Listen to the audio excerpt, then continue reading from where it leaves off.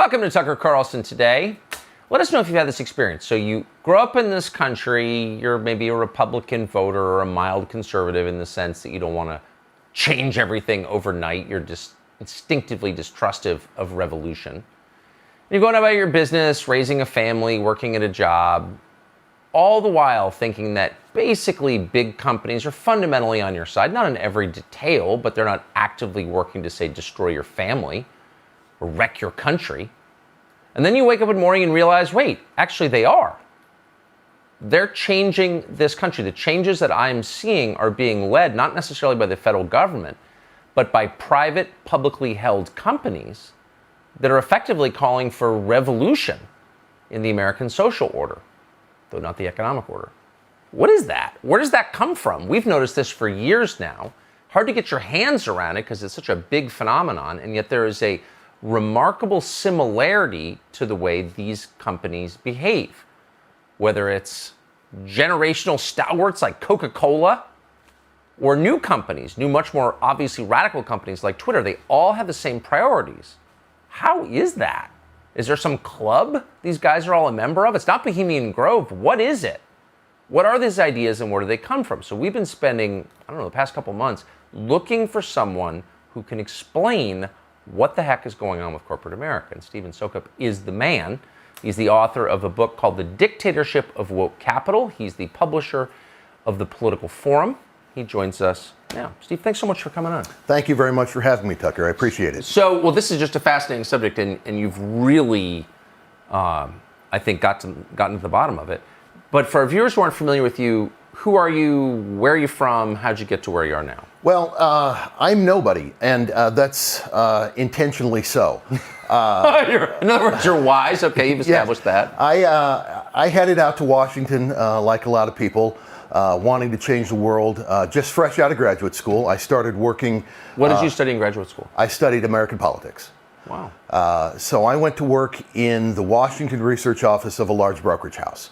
What we did was try to figure out what's going to happen in Washington and how it might affect equities markets, and to alert our clients as to what was going to happen based on developments in Washington and around the world. So you look at the Congress, at the White House, and then you get back to your investors and say, here's what the future may hold. Yes, absolutely.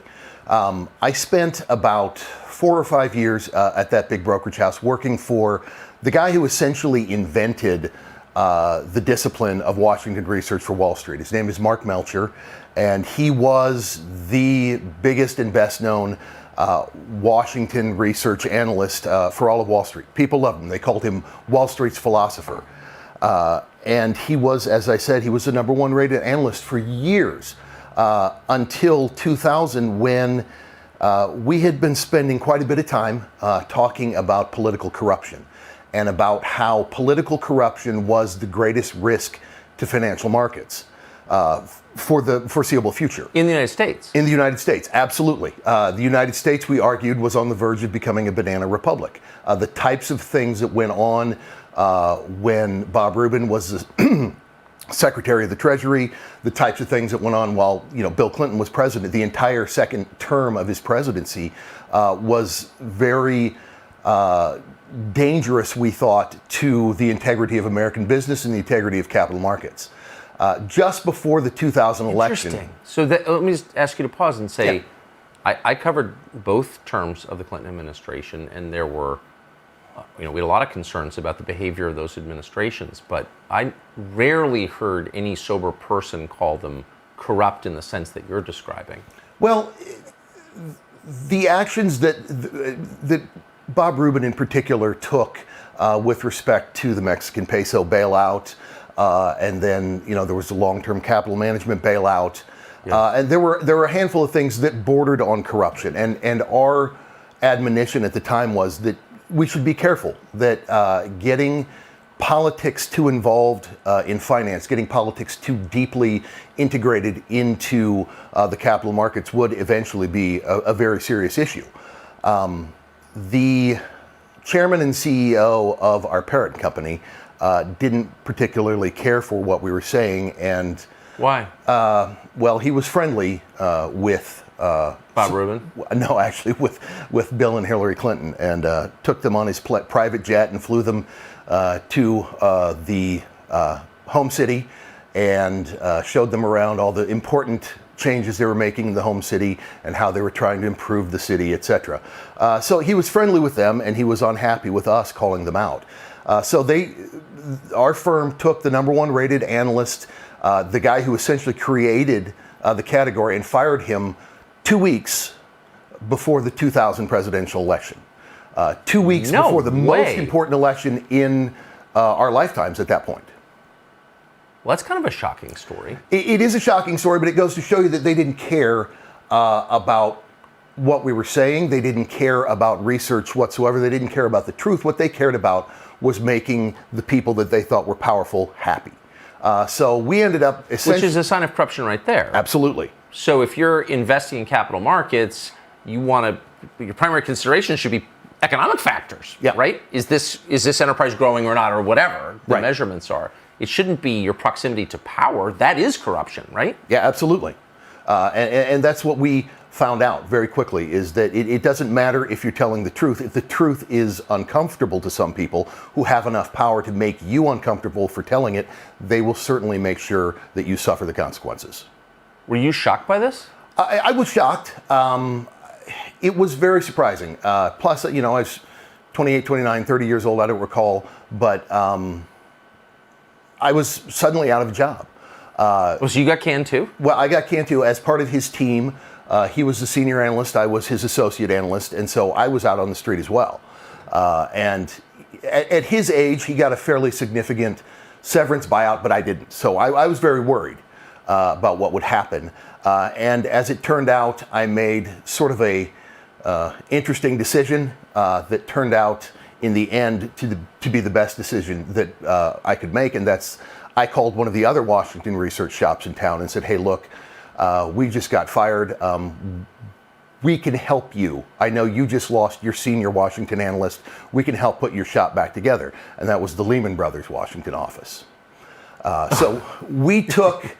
Sorry to laugh. Sorry to snicker. No, listen. No, I can explain. And that was it the all. best decision you made? Listen, we went over to Lehman Brothers and we worked there for a couple of years. How many guys went over from your There were two, just my boss and me. And we went over after 9/11. Terrorism was another issue that we had followed very significantly. The higher-ups at Lehman said, you guys are no longer allowed to talk about terrorism. The only one who speaks for the firm on terrorism is Sandy Berger. They hired Sandy Berger, paying him more than the two of us made for a year. They hired him for a month to talk about terrorism. And we were told you can no longer talk about Sandy Berger, the former that. National Security Advisor for Bill Clinton. Right, the guy who hid documents in his socks and walked out. The felon, right, yeah. So he became the firm's spokesman.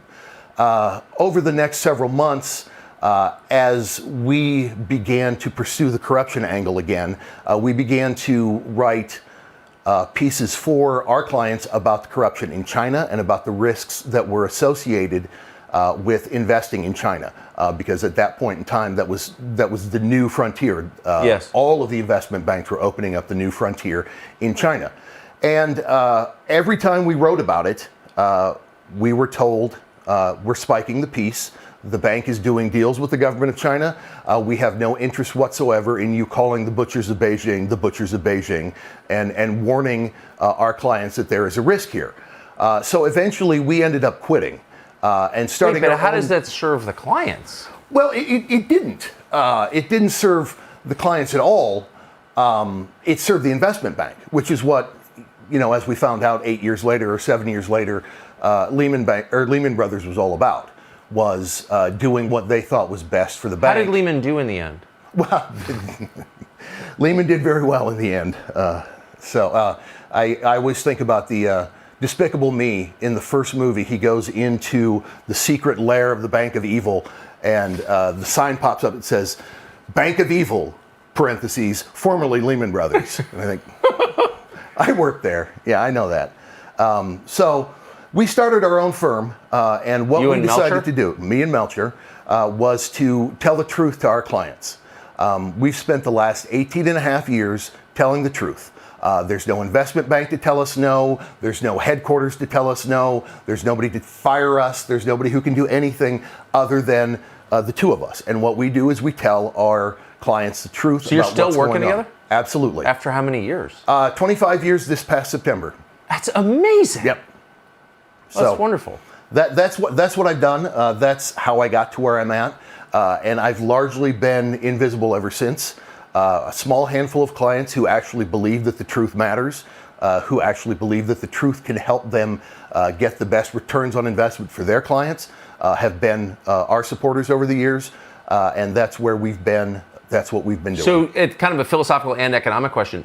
Over time, does it produce better returns when you're, a sincere question, when you're reality-based, when you know the truth? Yeah, I absolutely think it does. For example, we're seeing this right now in China with Evergrande. There are firms, large firms, that are very interested in being more heavily invested in China, that in fact, as Evergrande started to have problems, dumped more money into the company and are now suffering the consequences. You know, just as recently as August, for example, BlackRock was putting more money into Evergrande. And BlackRock is the largest asset management firm in the world with $10 trillion in assets under management. And they are very convinced that China is still the new frontier. And so they were continuing to put money into Evergrande, never contemplating the fact that in a system as corrupt as the People's Republic of China, the companies are going to be as corrupt, and eventually that's going to come back and haunt you. Interesting. I'm heartened to hear that it's a better bet long term Absolutely. To stay rooted in reality. Because at this point, you begin to wonder. I mean, you hear people denying obvious realities. The 2 + 2 = 5 group seem to be richer than ever.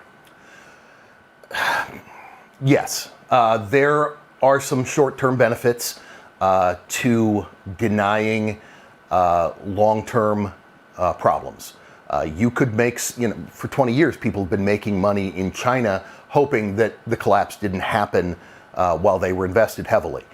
Eventually, though, a system like China's is going to have major problems. And I think whether or not Evergrande is the beginning of that, or whether it's simply a portend of things to come, it's a very important sign. And if people miss that, I think that they will eventually regret it.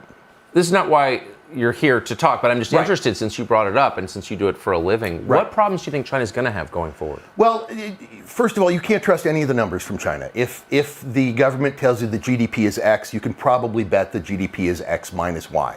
If the government tells you that the debt load on banks is Y, you can probably assume that it's Y plus Z. There's no way to know what any of the information you're getting out of the Chinese government or out of Chinese companies is accurate. This raises another issue. And has it, over years, have you noticed some of those numbers are demonstrably wrong? Has it been shown? Sure. Luckin Coffee, just maybe 18 months ago. The Starbucks The imitator. Starbucks of China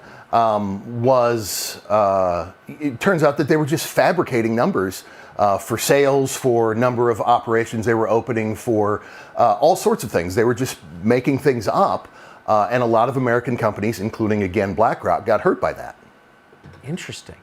But systemically across the Chinese economy, what do you think the long-term problems are? Well, the long-term problems are that we're dealing with, it's still a communist country. It's still a country in which decisions about the allocation of capital are made for political reasons as opposed to for capital reasons, for business reasons. Yeah. And is that noticeable? I think it's noticeable. The problem is, and this is what I did come to talk about, the book makes the case that we're growing more and more like the Chinese every day, that this becomes a bigger and bigger issue where allocation of capital becomes political as opposed to business oriented.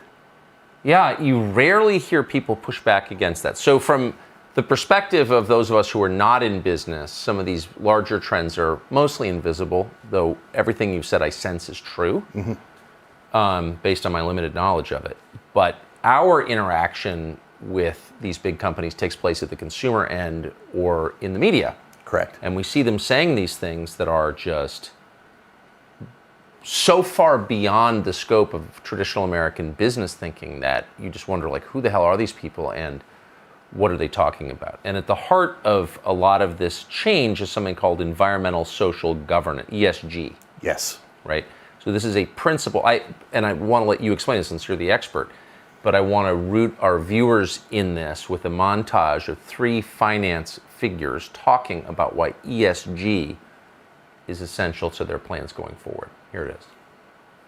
I see a situation down the road where CEOs of companies are going to say, I've got 5 buy ratings from equity analysts, my Moody's or S&P bond rating is this, and my ESG rating is this. This is how powerful I think ESG profiles are that will affect the valuation of companies. Investors incorporating sustainability into their portfolios, thinking about how ESG-related risks may have an impact on their portfolio and therefore on asset pricing. The reality is we believe the category will be $1 trillion by 2030. Well, I think the one thing that we can all agree on in ESG is it's making the world a better place. It's in a sense like saying world peace, and who can be against world peace? It goes without saying this is a cross section of some of the worst people in the world. I think that's fair to say. But the last woman I want to just highlight, ESG is an inherently good thing. We're confident we're making the world a better place. It's like world peace. You cannot be against world peace. You cannot be against ESG. That's the kind of level of intellectual rigor they're bringing to this enterprise. Okay, I will stop talking. Tell us what ESG is. ESG, environmental, social, and corporate governance, is the hottest trend in investments in probably 50 years. It's been a really hot trend for the last 5 years.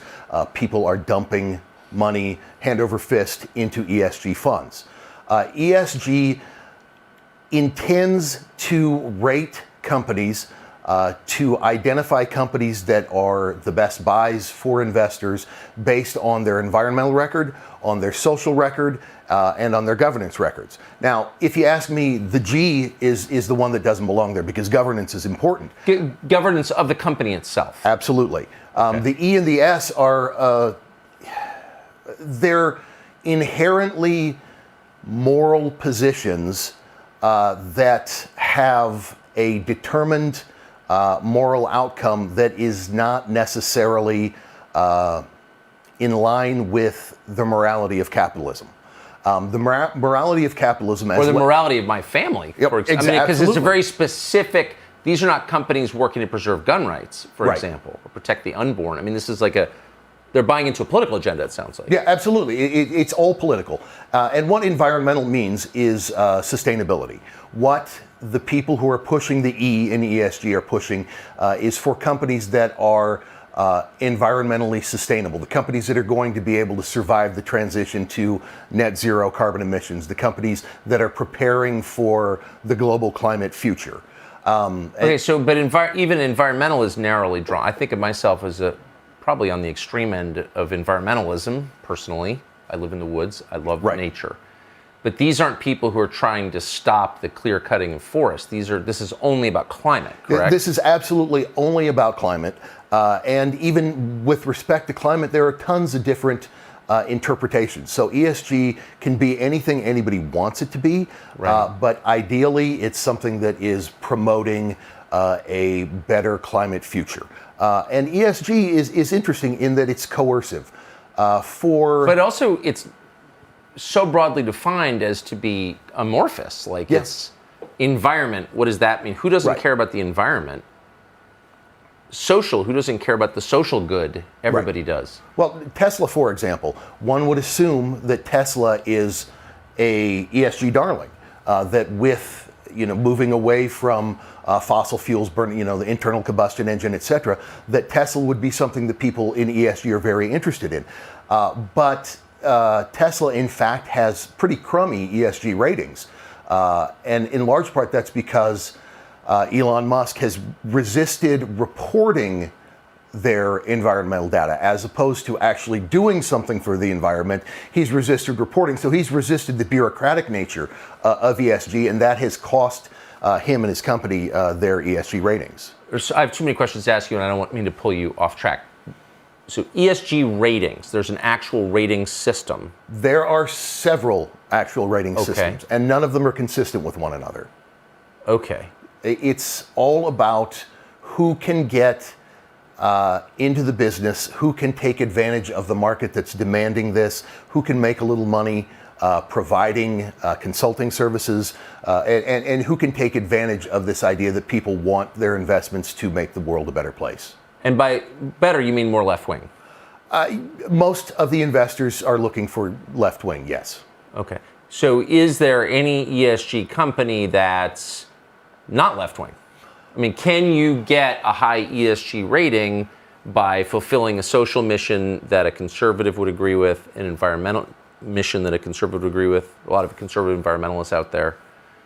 Could you kind of get through these gatekeepers intact? No. No. You could create your own gatekeepers, right. And there are some funds out there who've just said, our version of ESG has nothing to do with your version, and we don't care what your gatekeepers say. But no, if you were in favor of conservative environmental or conservative social values to try and get through these left-wing gatekeepers, there's not a chance. Okay. So this is a partisan enterprise, it sounds like.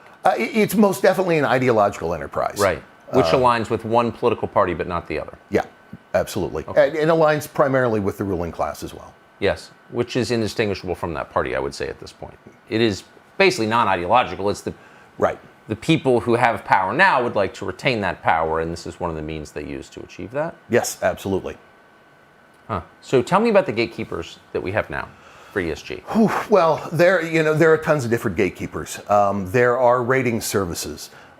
There are proxy advisory services. There are asset management firms.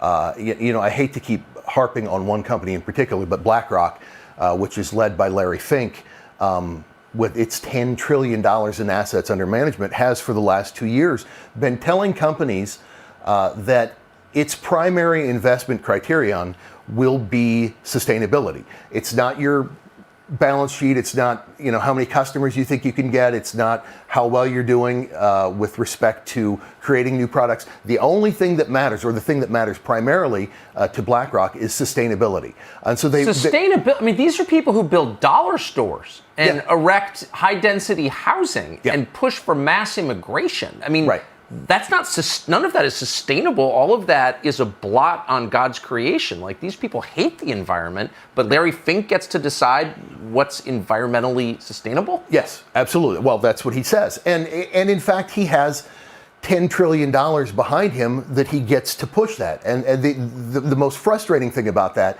is that $10 trillion isn't Larry Fink's money. That's my money. That's your money. That's everybody's money. Anybody who has a BlackRock fund in their IRA or their 401k, or who goes out to their advisor and says, put me in BlackRock's tech fund, suddenly he's got your money and he's using it to leverage his political beliefs. Tell us about Larry Fink. The most powerful person no one knows anything about. Larry Fink would like very much to be more famous than he is. And I think that we can probably accommodate that. We should make him famous. I'm enjoying this conversation so much. I just have to pause and tell you that. He should be more famous because what he is doing is using our money to leverage his political beliefs and to coerce businesses into accommodating his beliefs. Between the three large passive asset management firms, which is BlackRock, which is State Street, and Vanguard, they control over $20 trillion in assets, which amounts to in the neighborhood of 23 to 28% of every single company in the S&P 500. So if you want to introduce an environmental proposal on their annual proxy of any company on their annual proxy statement, you can probably count on 25% support from these big three passive management firms, which means you're already halfway there. You don't have to convince that many other people to get on board, and that's how they're leveraging our wealth to advance their political ends in business. This is like a super micro question, but would wind farms, which have a measurable destructive effect on the actual natural environment and very little upside, would those qualify as environmentally sustainable? Again, you probably have, it depends on the ratings agency that takes a look at it. I would imagine that there are some who would say, yes, wind is really important. And there were some who would say, yes, wind is really important as long as it's not near Cape Cod. Right. And there are some who would say that wind is just, destructive, as you just pointed out. It certainly is. So what about nuclear? Does that qualify, which is, of course, a non-carbon energy generating source? Again, it's so variable. I think anybody who's serious about reducing carbon emissions, serious about energy for the future, has to consider nuclear, but I'm not sure nuclear fits into the political framework that they want to push. So this is just upon an us. enormous bullshit sandwich, basically, is what you're saying. Yes. Yeah. Yeah. That's a good description of it. But it's one that makes them extra money, and so it's one they'd like to keep going for as long as possible. But in the case of Larry Fink, who runs, again, BlackRock, and for people who don't, it's worth just a trip down the internet for 10 minutes to read about BlackRock. It's an astounding company, really. I mean, just in its scale is astounding. Larry Fink doesn't need to do this for business reasons, so clearly he's a true believer in something. What? I think Larry Fink is a true believer in Larry Fink.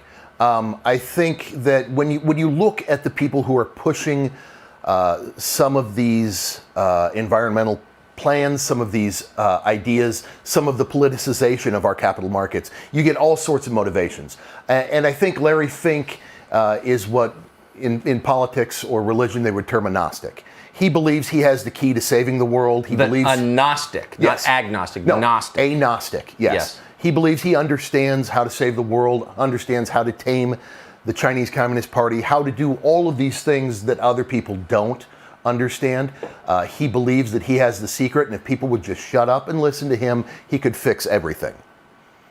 Do you think if people would just shut up and listen to him, he could fix everything? Absolutely not. Larry is probably going to end up costing a lot of people a lot of money. When he loses money in Evergrande or loses money in Luckin Coffee, again, that's not his money he's losing. That's mom and pop's money. That's everybody who has a 401k that owns the asset class that has just lost money. So he's not losing his money. He's still going to be a billionaire if Evergrande goes under and takes a huge chunk of BlackRock's money. He's still going to be a billionaire, but mom and pop will lose some.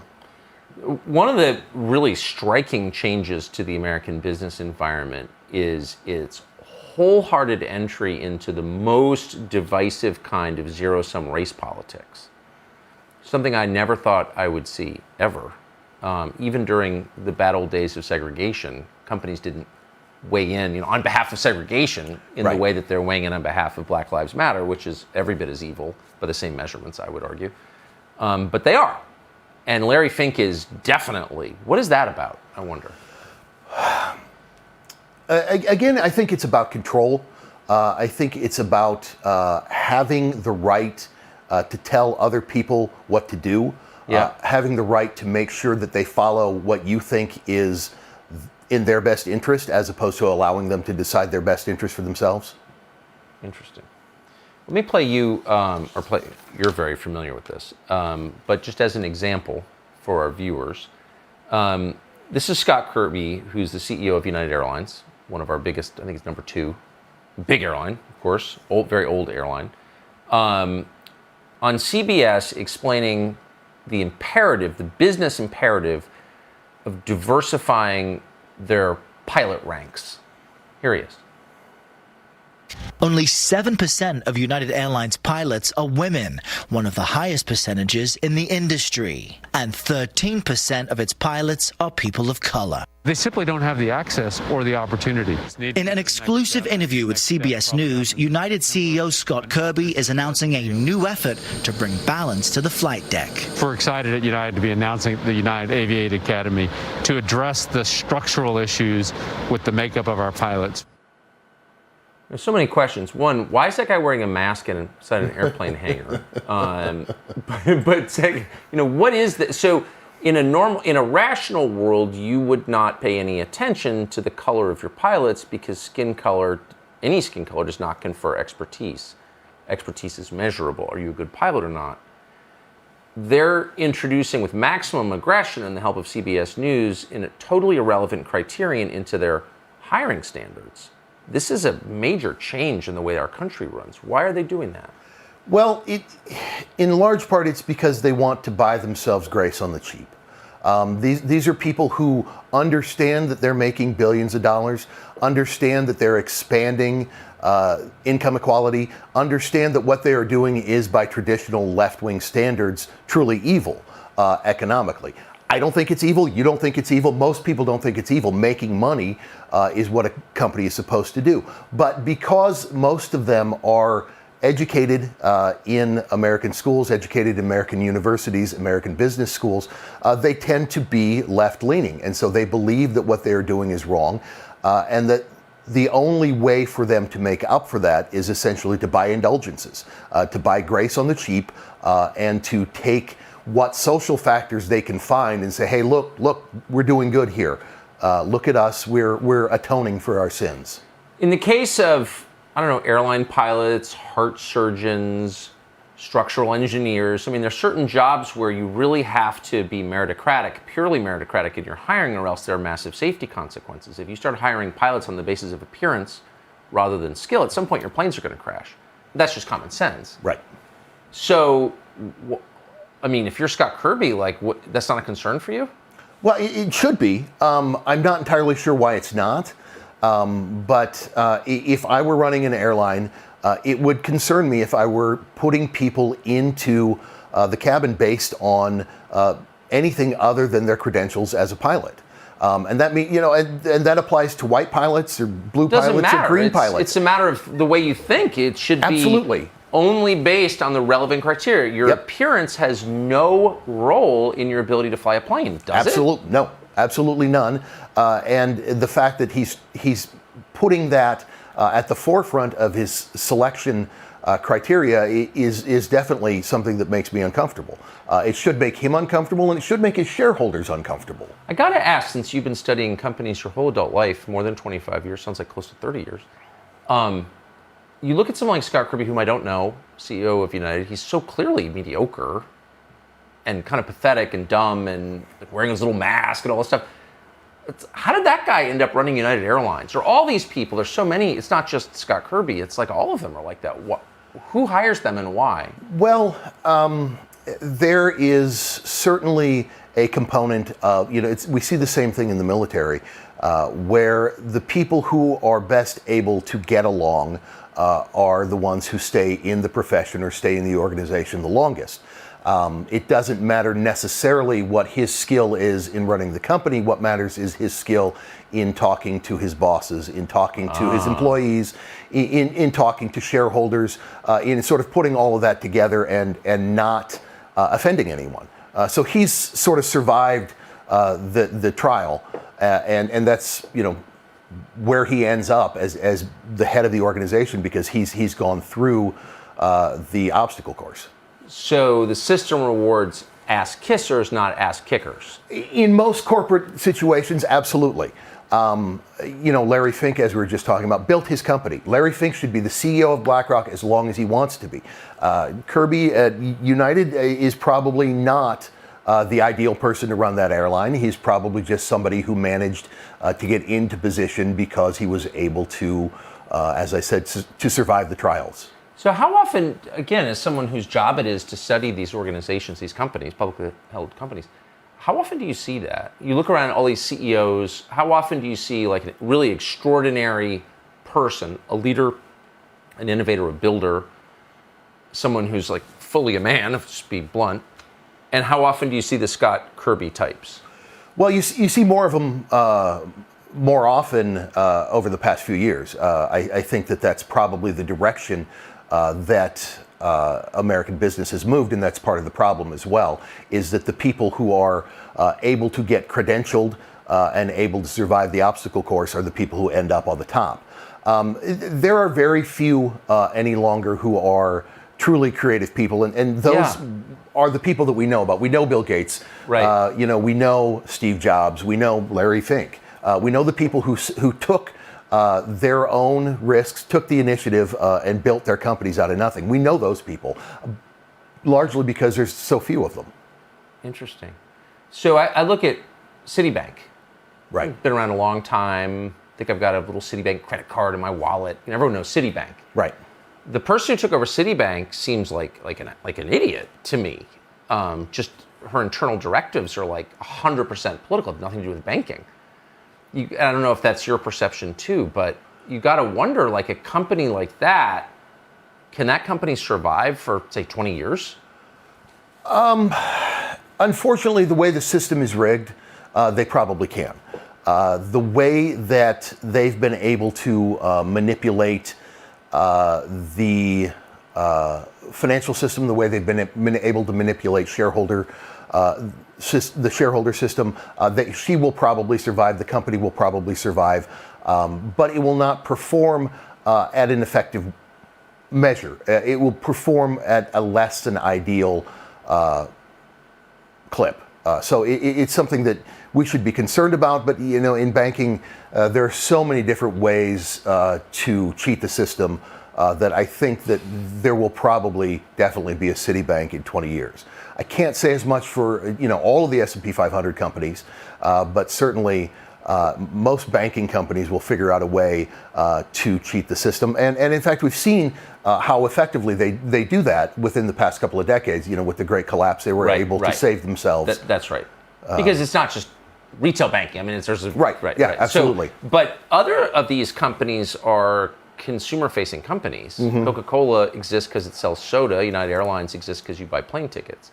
So if these companies are taking a position that half or 40% or a third or even 15% of the American population despises, reviles, doesn't that hurt them over time?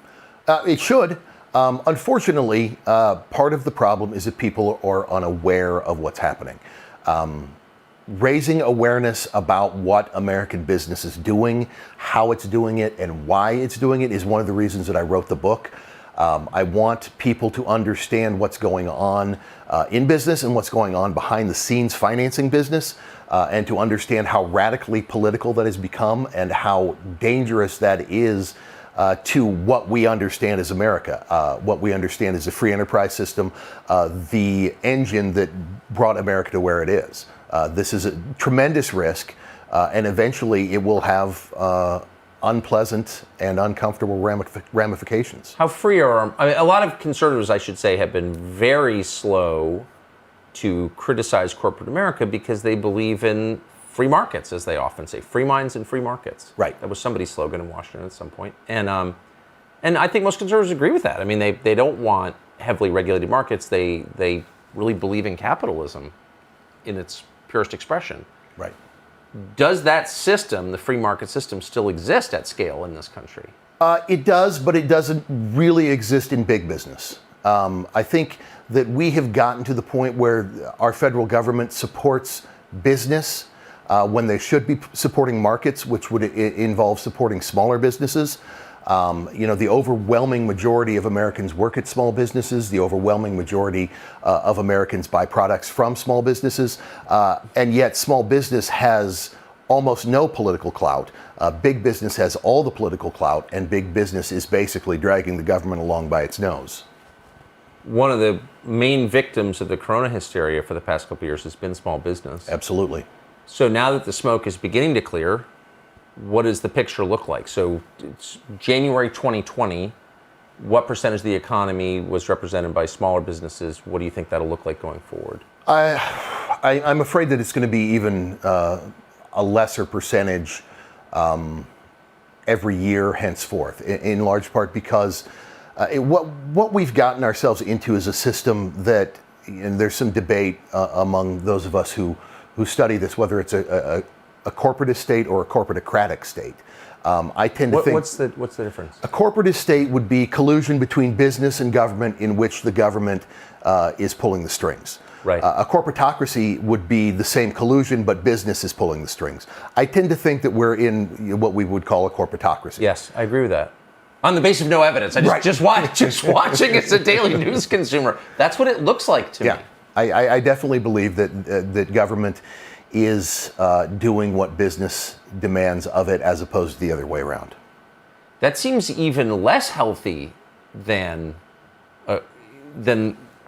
government helping business, government controlling business, because at least government is theoretically accountable to voters, but Right. businesses are not. Right. Well, and that's one of the themes. When I talk about woke capital, as in the dictatorship of woke capital, I use that term to mean the top-down and anti-democratic means by which some of the biggest names in business are trying to change the relationship between the citizen and the state.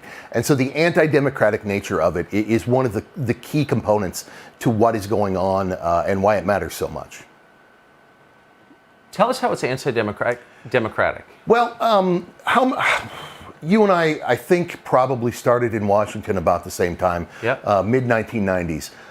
Ever since, governments of various Democratic presidents or various Democratic Congresses have been pushing climate change, a climate change agenda. They want to cut carbon emissions. They want to have a carbon tax. They want to do, and they've never been successful, in large part because the American people don't want that imposition on their economy.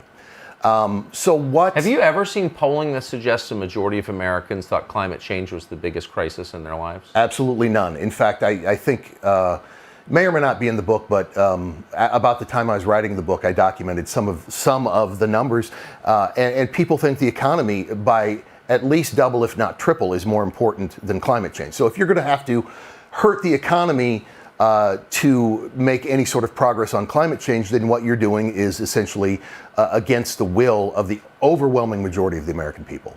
And that's called democracy, when you ignore what voters think and do what you and your friends want to do? No. Oh, okay. But you see, we've never gotten there through Washington. Washington has never been able to get the climate change agenda that they want.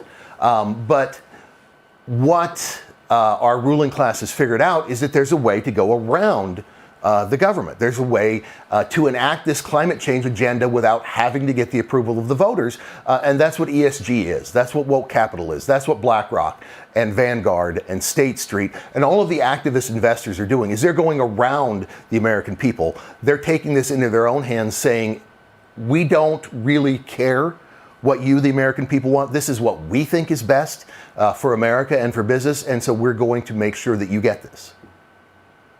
It's really upsetting to hear you describe this, because it's so clearly true. What do you think, to the extent you can know, the motive is? Why is it that, climate change is a measurable and presumably debatable phenomenon that we could talk about rationally with reference to scientific data sets, but it's not that. It's clearly this weird dog whistle that certain kinds of people hear, obviously. Why? What is that? Again, I think it goes back to the idea that they're trying to find some sort of grace on the cheap. Do you think they believe it, though? Because I listen to some of these people talk about climate who clearly couldn't predict the weather tomorrow. Like, They know nothing about this subject whatsoever. They've never been in nature. They don't know anything other than business. And they really sound like religious converts when they talk about it. Absolutely. They don't need to understand it. They just need to believe it. I think they believe it as if it were religious dogma. And that's obviously a major problem in that it's no longer something that can be debated or questioned.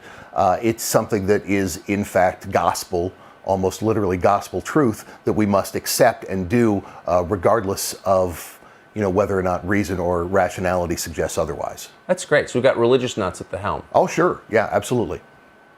So back a second. Why'd you write this book? I mean, it seems like if your job is to analyze companies and to do it from a position of anonymity for the most part, you and your partner of 25 years, you write this book, and I'm really impressed by how thoughtful your analysis is. You clearly thought a lot about this.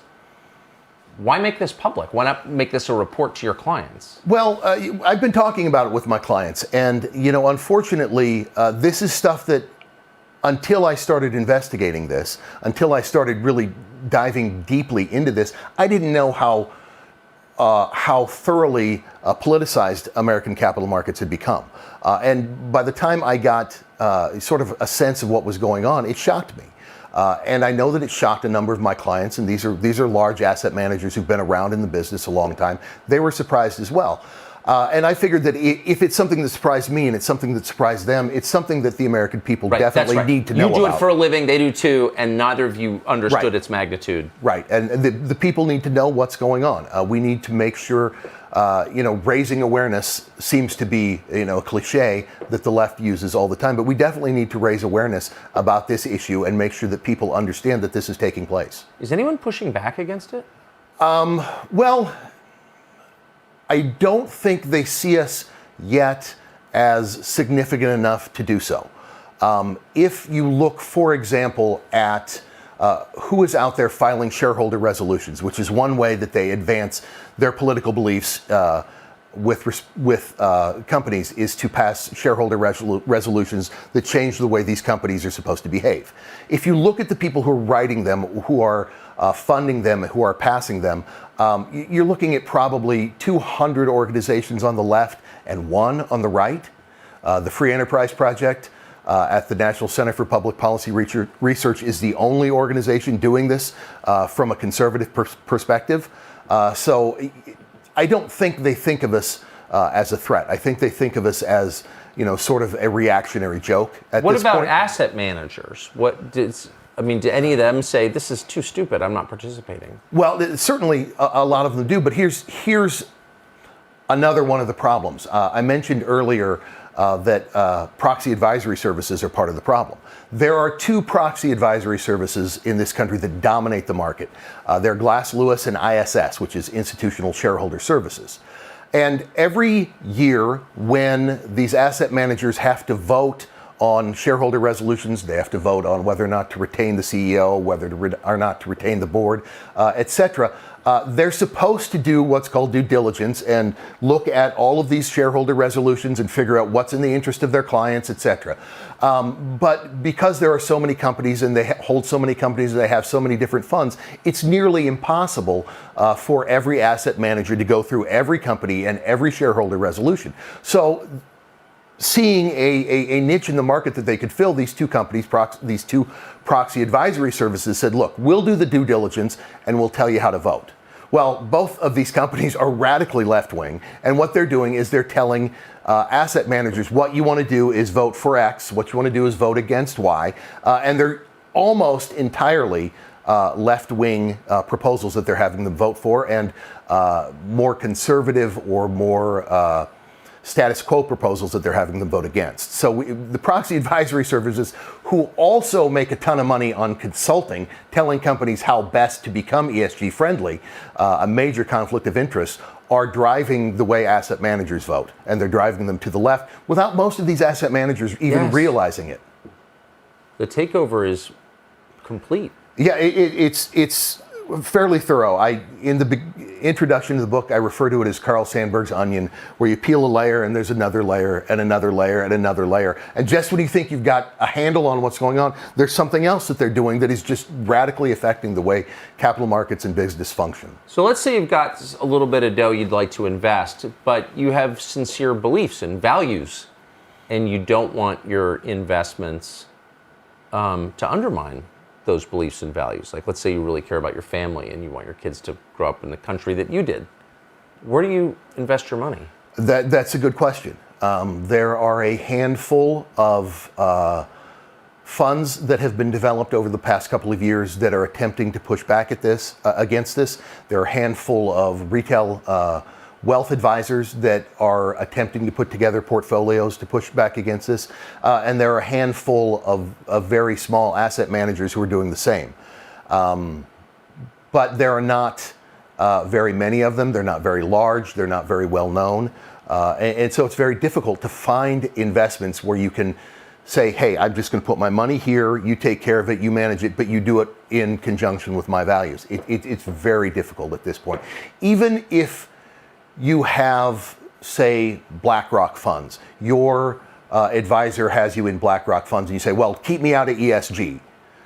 Keep me out of the ESG funds, I don't want to be in it. Simply by having a BlackRock fund, that your wealth is going to be used to vote for sustainability, because that's what Larry Fink has said, has all of its assets, not just its ESG assets, all of its assets are going to be used to push this agenda. So, it's extremely difficult at this point, and it's very very much a market that needs more people who are willing to put their reputations on the line to fight for what is right.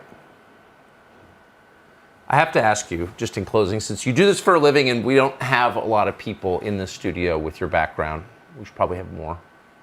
Where do you see the American economy in 5 and then 10 years from now? Well, not in good shape. What the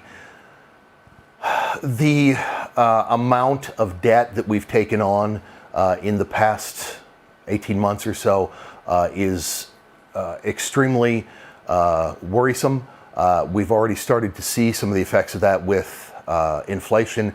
We get the Fed chairman saying yesterday that now he doesn't believe that inflation is transitory, that some of these inflationary pressures are here to stay. Oh, really? Yeah. I'm not even a Fed chairman, and that was obvious to me Yeah, well, 6 months ago. It was obvious to most people, but the Fed chairman. And so what we're going to end up with, most likely, is something like the stagflation that sort of gripped the economy in the late 1970s. The catch is that there's nobody with the guts that Ronald Reagan had to come along and say, look, we need to end inflation by raising rates, and it doesn't matter how badly it hurts us in the short term, we will get there eventually. There are no politicians who have the guts to do what Reagan did, because that almost cost him his reelection. And so it's going to be very difficult to find people with the political will to push monetary policy back in the direction that it needs to go. And it's going to be a very rough 5, 10, 15, maybe even 20 years. What do you mean by very rough? I think we're going to have inflation. I think we're going to have low growth. I think eventually we'll get to lower employment. We're going to have issues with investments not returning as much as we had hoped they would, because they're being invested in companies based on non-pecuniary factors, based on political factors. So I think that we're going to get hit with a number of different weapons from a number of different angles that are going to cause some serious problems for a lot of Americans. What if we imported millions of poor people with low educational standards at that exact moment? Would that help or hurt? I don't think that would probably help very much. You don't think it would help? No. Why are they doing it? Again, that's an excellent question. It's I think it's to soothe their consciences, to tell themselves that they're good people despite everything else that they do.